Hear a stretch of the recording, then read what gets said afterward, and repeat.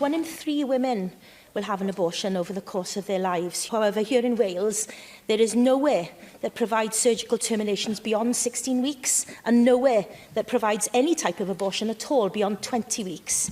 If a woman needs access to abortion services beyond this, up to the legal limit of 24 weeks, they must travel out of Wales for treatment, usually to Liverpool or London. Although abortions at later gestations account for only 2% of all abortions, the women who require them are some of society's most vulnerable. Often these women have complex backgrounds, they have substance abuse issues, they're victims of rape, or they're under the age of 16, to name but a few.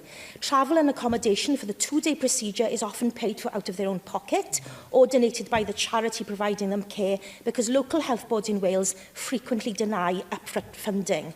This means in many cases where women want abortions, they can't afford it and are forced to continue with unwanted pregnancy.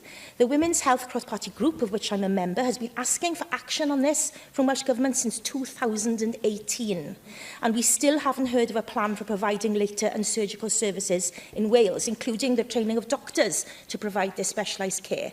Now we finally have a women's health plan for Wales. When will we see concrete action on this? So, you mentioned then about the Women's Health Plan. As you know, it is an ambitious 10-year plan. It has over 60 actions. Contraception, postnatal contraception and abortion care is a priority area in the plan.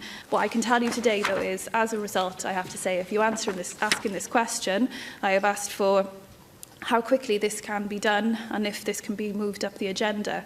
The action to deliver the services for complex and the mid-trimester abortion care is currently a long-term action in the plan, but I would like to reassure members that work on this action has already commenced, and if we are able to deliver sooner than currently outlined, then we certainly will do so. Diolch yn fawr.